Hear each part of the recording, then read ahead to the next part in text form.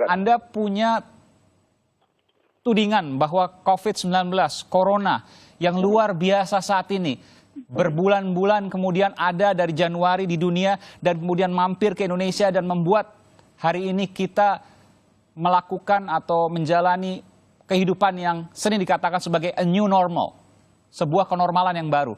Dan Anda menuding bahwa itu adalah sebuah konspirasi? Anda punya data? Ada. Silakan. Ya, jika Anda, oke, gini, saya balik lagi ke pola pikir ini ya. Masyarakat Indonesia percaya sama agama nggak? Mayoritas. Masyarakat Indonesia percaya sama Tuhan nggak? Mayoritas. Oke, saya berani bilang agama itu salah satu teori konspirasi juga, karena tidak ada bukti-bukti sains. Kita bicara COVID dulu sebentar.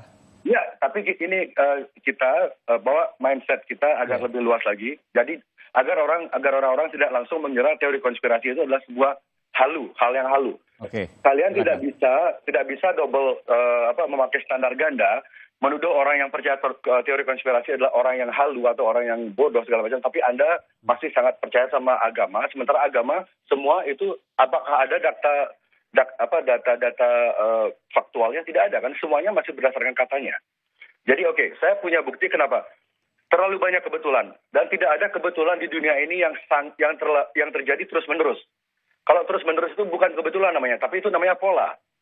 Jadi kalau kita nyari sejarahnya Rockefeller, Bill Gates, mereka sudah sangat sering membicarakan hal ini. Salah satunya ada event 201, event 201, mereka mensimulasikan bagaimana bencana ini terjadi, persis seperti apa yang terjadi sekarang. Itu bisa dicek di semua platform informasi. Lalu ada yang namanya Rockefeller dokumen Rockefeller, itu diterbitkan tahun 2010, di mana tim Rockefeller bekerja sama dengan Bill Gates membuat sebuah dokumen, sebuah skenario tentang bagaimana situasi sekarang ini terjadi, dan di sana disebutkan persis kota pertama yang akan melakukan lockdown adalah Cina. Lalu kota-kota lain akan menirunya. Lalu ketika lockdown dilakukan, akan terjadi sebuah proses integrasi semua sistem akan menjadi kayak. Ini maksudnya sebuah buku ya? Ada buku itu ya? Ada dokumennya rilis di www.education.edu. Oke, itu di sebuah buku juga pernah ada, bahkan ada film juga, The Contagion juga yang menceritakan hal serupa. Anda meriset dari hal-hal tersebut, termasuk internet? Internet salah satunya, tapi saya punya tato konspirasi di dada saya ini. Saya sudah tertarik sama dunia, saya bikin tato ini tahun 99, karena saya menemukan beberapa buku waktu itu, salah satunya buku Noam Chomsky. Lalu hal-hal yang terjadi sekarang, termasuk bom Bali, termasuk kejadian 9/11, semua itu saya rangkai, saya pertemukan titik-titiknya, karena banyak banget ada dot-dot yang orang yang tidak terlalu mengikuti, mereka mungkin akan mikir, oh ini cuma ilmu cocokologi segala macam. Tapi if you really dig deep, kalau Anda gali lebih dalam lagi, kamu sambung-sambungkan semua titik-titik fenomena-fenomena yang membuat dunia ini berubah secara global. Itu nama yang sama akan muncul berkali-kali. Oke, saya tidak menangkap apa yang Anda sampaikan. Jangan-jangan ini halusinasi Anda. Di mana COVID-19 yang Anda katakan sebagai konspirasi? Jelaskan kepada saya bahwa ada teori konspirasi yang jelas bahwa ada COVID itu memang konspirasi. Di mana? Saya berikan Anda kesempatan tadi sekitar 2 menit, saya belum mendapatkan benang merahnya. Benang merahnya Anda bisa cari ke media-media yang tidak, Anda bisa cari ya. Salah satu nama dokternya, Dr. Kaufman, oke? Dr. Andrew Kaufman, Dr. Rashid Uttar, ada di Indonesia ada Dr. Indro, itu beberapa, ada Dr. Ibu siapa namanya mantan Menkes? Siti Fadila? Iya betul. Orang-orang tersebut, sosok tersebut adalah sosok-sosok yang selama ini melawan narasi global yang ditetapkan oleh WHO untuk menakut-nakuti rakyat, dan mereka tidak pernah dapat jatah untuk tampil di media mainstream seperti ilmuwan-ilmuwan yang lainnya. Kenapa mereka tidak pernah mendapat jatah? Mereka bukan orang bodoh loh. Dr. Andrew Kaufman itu bukan orang bodoh. Dr. Indro bukan orang bodoh. Ibu Fadilah mantan Menkes bukan orang bodoh. Kenapa mereka tidak pernah mendapat jatah tampil di mainstream media? Karena ada narasi besar. Kita semua tahu mainstream media semua dimiliki di dunia ini, semua mainstream media dikontrol oleh kekuatan yang sama. Ada 5 kekuatan besar. 5 kekuatan besar itu mempunyai ratusan anak perusahaan untuk menciptakan ilusi ke masyarakat jika masyarakat itu punya pilihan.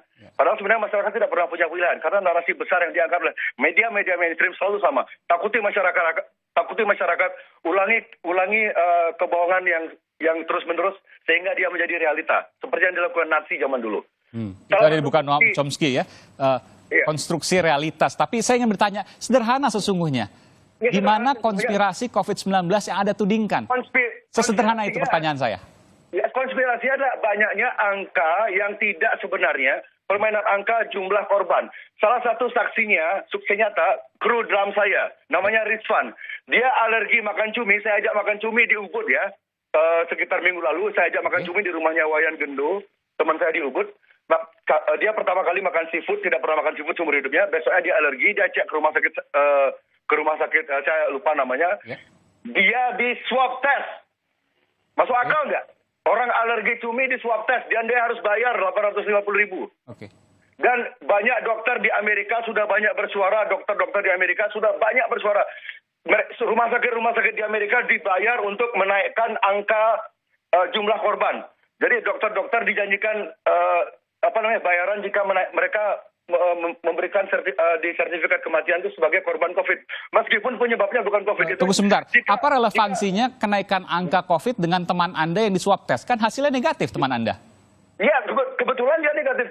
Jadi sekarang kita bayangin aja, berapa banyak orang yang sebenarnya bukan karena COVID, tapi di swab test. Sementara orang yang menciptakan, orang yang dipakai standar emas sebagai alat menciptakan alat tes tersebut, orang itu juga menyatakan, kalian bisa search di jurnal-jurnal, pencipta alat tes tersebut bilang alat untuk rapid test atau swab test itu tidak komprehensif dijadikan alat penentu. Iya. Sebentar, ini tidak fokus. Tapi saya ingin tanyakan, tadi Anda menudingkan bahwa COVID-19 merupakan konspirasi karena angkanya dinaikkan. Ini maksudnya angka positif kan? Sementara Anda mencontohkan teman Anda yang hanya alergi di swab test dan hasilnya negatif. Hasilnya negatif tidak berkontribusi terhadap angka positif pasien corona. Jadi apa kaitannya? Kaitannya adalah, kan tidak semua orang seberuntung kru drum saya. Dan seperti saya bilang tadi, alat tes COVID itu tidak absah gitu. Jadi dia itu tidak akurat. Jadi gini loh Mas, ilmuwan di negara maju ya, ilmuwan di Amerika, ilmuwan di Eropa, mereka masih belum sepakat tentang keabsahan alat tes ini. Kenapa kita di Indonesia harus tunduk sama apa kata WHO, sementara WHO dikontrol oleh Bill Gates. Bill Gates itu bukan dokter. Ngerti nggak? Ini ada dua data yang saya harus tanyakan. Anda menganggap bahwa alat tes corona, swab test tadi, PCR itu ya, itu tidak valid. Tidak. Terus kemudian Bill Gates yang mengatur WHO. Nanti saya akan tanya yang kedua, tapi saya ingin bertanya pertama dulu. Dari mana Anda punya data bahwa swab test PCR itu tidak valid? Karena banyak sekali orang yang dites ternyata setelah hasilnya positif, ternyata dites lagi hasilnya negatif, itu banyak sekali dan itu jarang diangkat sama media mainstream. Itu swab test atau rapid test? Karena ada dua tes. Yang sering ada false negatif dan false positif adalah rapid test, bukan swab test. Swab test dan rapid test itu hasilnya keduanya itu tidak valid. Itu banyak menimbulkan kesimpang siuran informasi, tapi media selalu dengan gampangnya membawa narasi jika swab test itu hasilnya sudah 100%.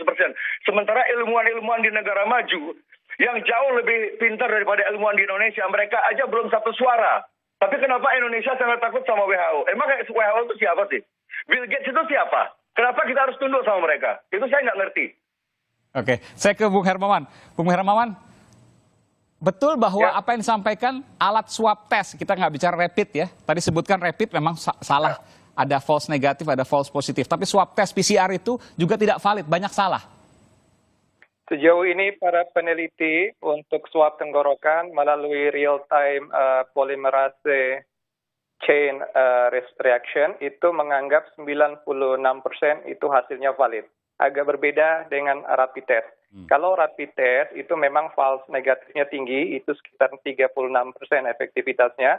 Tetapi rapid test penting untuk mitigasi sebagai bahan penelusuran awal untuk lebih precise dalam rangka pendeteksian mereka dengan COVID positif. Begitu Bung Aiman. Jadi 96% yang melalui swab test atau PCR itu hasilnya valid. Ya. Ya, demikian menurut evidensnya. Maka kalau kami dari Ikatan Ahli Kesehatan Masyarakat selalu berbicara atas evidence-based public health.